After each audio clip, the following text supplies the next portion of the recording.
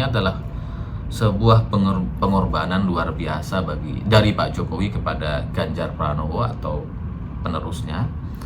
Karena dengan melakukan ini semua, dengan melakukan konsolidasi dan semua tim menjadi solid dan gak kanan kiri gitu ya, ini akan membuat Ganjar selanjutnya itu menjadi nyaman untuk memimpin Indonesia ke depan. Ya, karena nggak akan ada banyak beban. Minimal beban relawan itu nggak akan ada di pemerintahan Pak Ganjar selanjutnya.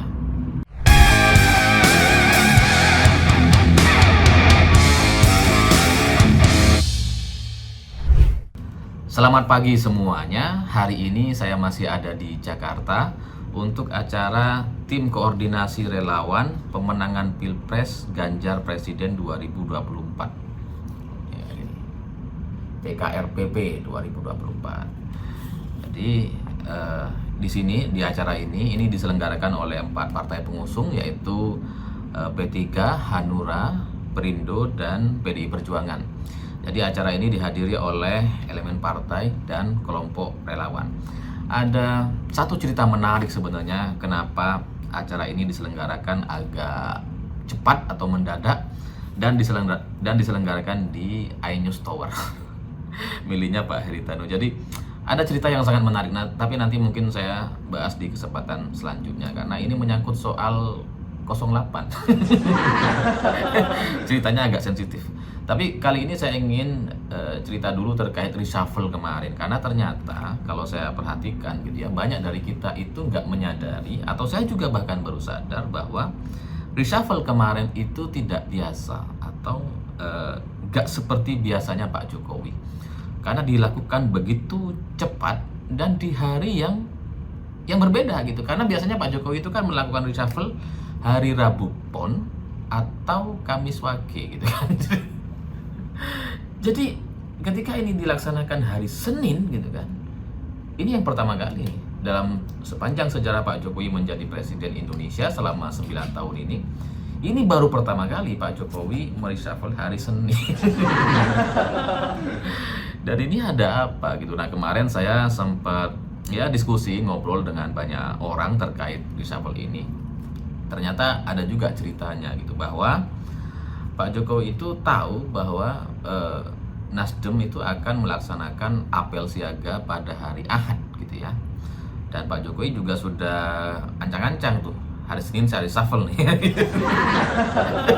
untuk melawan Nasdem gitu ya.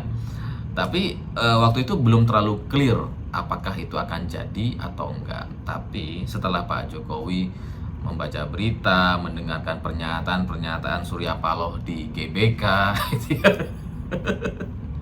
dengan apa yang mereka lakukan dan klaim bahwa ini dihadiri oleh 220.000 orang yang ternyata ada yang bayaran.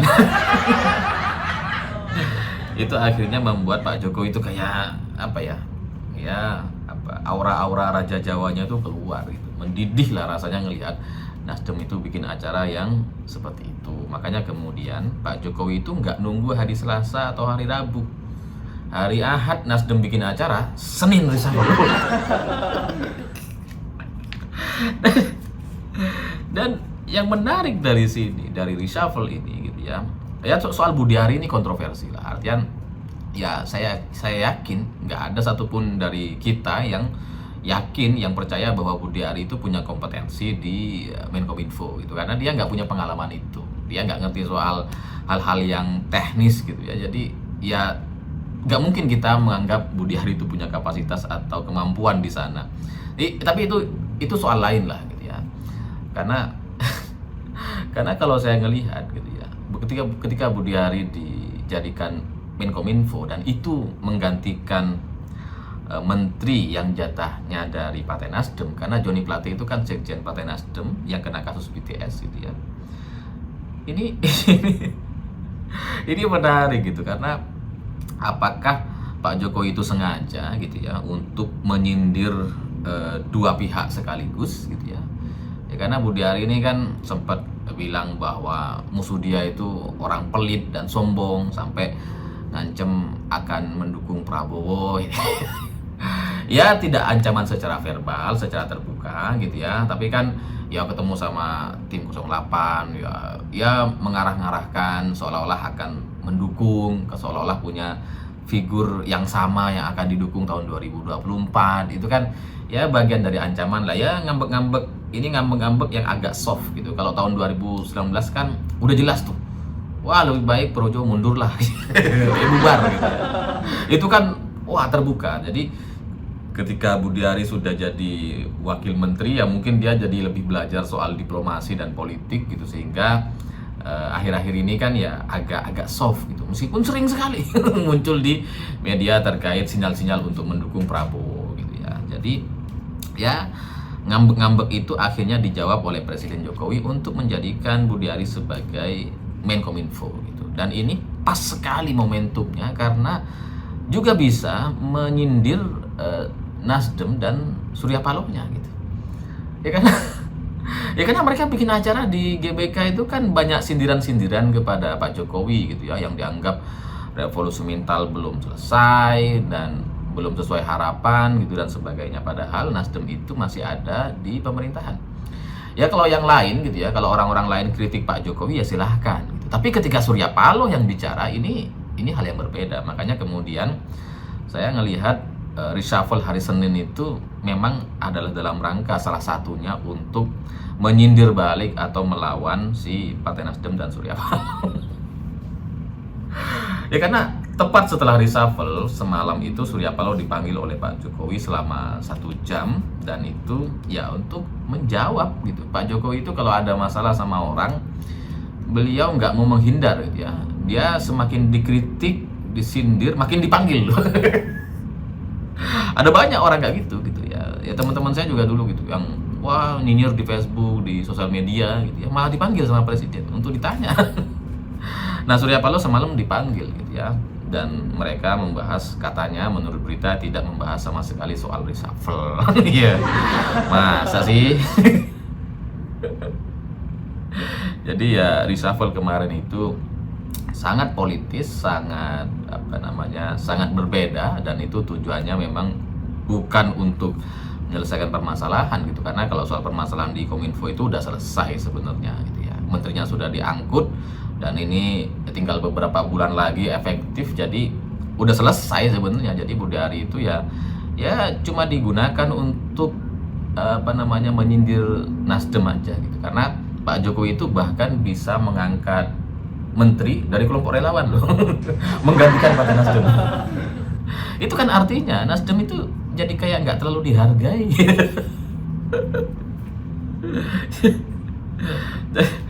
Jadi ya itu keuntungan bagi Budiari sendiri, karena posisinya bisa dimanfaatkan oleh Presiden Jokowi. Ya selain soal menjawab soal ngambek-ngambek minta menteri ke Prabowo gitu ya, ya ini juga bisa digunakan untuk melawan Partai Nasdem. Karena kalau dilihat kemarin ketika Pak Jokowi ditanya kenapa Budiari gitu ya, jawabannya ya karena dari kalangan non partai katanya. Ya karena Nasdem ini kan jadi menteri di Kominfo itu kan dari partai gitu, terus kemudian sekarang menggantinya dari non partai. Itu alasan aja gitu. Kalau Pak Jokowi bilang ini dari kalangan profesional, dari mana profesionalnya, kan nggak ada gitu kan. Jadi ya itu untuk urusan politik saja gitu ya. Dan ada banyak orang kaget dengan ini gitu dan nggak mengerti. Tapi setelah kemarin sepanjang hari itu saya diskusi, dan beberapa orang juga ada yang bertemu dengan presiden 2 hari sebelumnya gitu ya, ternyata ya mereka akhirnya cerita bahwa memang ada peristiwa ini, bahwa kemarahan Pak Jokowi kepada Nasdem itu udah diubun-ubun tuh ketika bikin acara di GBK. Udahlah nggak diundang gitu ya, nggak ngundang presiden. Terus kemudian ya, tapi ngapain Pak Jokowi nggak diundang? Tapi mungkin yang membuat Pak Jokowi tersinggung itu soal revolusi mental atau sindiran-sindiran Surya Paloh itu ya. Dan di luar itu saya juga mendapatkan informasi bahwa diangkatnya Budiari ini itu adalah upaya Pak Jokowi untuk soft landing gitu ya. Jadi ini ada cerita menarik, ini mungkin gak akan dipercaya oleh banyak pengamat, tapi gak apa-apa gitu ya. Video ini gak usah kalian sebarkan, buat kalian aja gitu ya. Karena gini, selama ini kan Pak Jokowi itu dianggap mendukung Prabowo Subianto, terus kemudian dianggap akan berhadapan dengan Ibu Mega dan PDI Perjuangan. Sampai sekarang, kemarin ketika Budiari dilantik sebagai menteri, saya juga berpikir hal yang sama. Jangan-jangan ini adalah perang dingin atau perang terbuka gitu ya. Tapi ternyata menurut orang-orang yang kemarin bertemu dengan Presiden, ini adalah upaya bagi Pak Jokowi untuk soft landing, artian menyelesaikan pemerintahannya dan mengestafet atau menyerahkan kepemimpinannya ini secara smooth gitu. Jadi kalau ibarat lari estafet itu ya sempurna gitu ya, nggak ada masalah. Nah, upaya itu hanya bisa dilakukan dengan membuat semua tim itu menjadi solid. Termasuk salah satunya adalah Projo. Ya sebenarnya Projo ini nggak terlalu pengaruh, artian kalau dibandingkan partai politik jelas lebih besar partai politik gitu ya. Tapi di media dia rame gitu ya, sama seperti FPI lah. FPI itu kan nggak mewakili umat Islam, tapi di media paling rame sendiri gitu. Jadi ya melihat persepsi atau opini, pembentukan opini yang ada di media ini, Pak Jokowi merasa penting, merasa perlu untuk menghentikan manuver-manuver politik yang dilakukan oleh Budiari selama ini. Karena Presiden menurut beberapa orang itu merasa tidak nyaman dengan manuver-manuver itu. Dan di sisi lain, tim 08 ini memang sangat-sangat agresif. Sangat agresif. Jadi jangankan relawan besar, jangankan saya yang punya Siwo TV, siwo.com dan punya beberapa host dan banyak penulis gitu ya. Relawan-relawan kecil saja yang ada di Solo, yang ada di daerah-daerah yang sebenarnya nggak punya nama gitu ya, bukan influencer atau orang-orang yang selama ini nulis di belakang layar, itu pun istilahnya supaya nggak salah itu pun diajak sama tim 08 gitu ya, dibayarlah, dibiayai dan sebagainya. Jadi jangankan yang sudah punya nama gitu ya, yang kecil-kecil pun diambil tuh. Dan itu yang membuat Prabowo itu merasa bahwa kalau di beberapa podcast Pak Prabowo kan sering bilang bahwa ya sekarang saya ini sudah belajar politik. Jadi ini dikuasai semua nih, dari relawan-relawan kecil, relawan-relawan besar gitu ya. Ada satu relawan besar lah dan itu udah cash kayaknya gitu ya. Saya ngerti soalnya ada teman-teman saya ada di sana. Jadi ini diambil sama mereka. Nah, Projo dengan ramenya dia di media itu juga berpotensi atau ya pasti akan ditawari gitu. Pastilah. Jadi kemarin ketika saya membuat video soal 40 miliar itu sebenarnya ya karena itu berdasarkan tawaran yang sudah masuk ke saya sebelumnya gitu ya. Saya tuh mau di DP 10M awalnya. Nanti kalau sudah oke, deal kerja sebulan, 2 bulan, 3 bulan nanti akan dilunasi gitu ya. Jadi DP-nya aja 10M, jadi kalian bisa kira-kira lah itu berapa nilainya. Tapi ya untuk sebuah nilai saya butuh uang, semua orang butuh uang, tapi saya nggak tahu untuk negeri ini rasanya ya enggak lah gitu ya.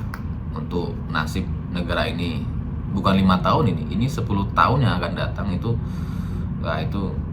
nggak sebanding lah gitu ya. Memang akan menyenangkan bagi saya bisa buka banyak usaha di Madura dan ya bebas untuk melakukan apa saja, tapi ya itu melawan nurani dan itu kayaknya bikin saya stres tuh kalau sampai mendukung 08.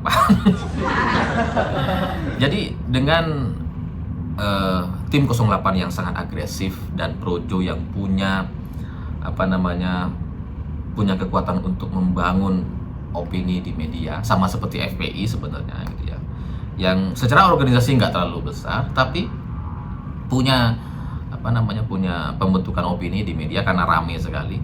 Makanya kemudian Pak Jokowi merasa nggak nyaman sehingga ini dia kalah jadi menteri. Jadi maksudnya ya nggak usah minta Prabowo lah kalau soal menteri ini saya kasih gitu ya, tapi nggak usah ya habis ini diem ya, nggak usah bilang Pak Jokowi ke Prabowo 60% dan sebagainya, udah cukup selesai gitu. Dan ini dalam kesimpulan saya ini adalah sebuah pengorbanan luar biasa dari Pak Jokowi kepada Ganjar Pranowo atau penerusnya, Karena dengan melakukan ini semua, dengan melakukan konsolidasi dan semua tim menjadi solid dan gak kanan kiri gitu ya, ini akan membuat Ganjar selanjutnya itu menjadi nyaman untuk memimpin Indonesia ke depan.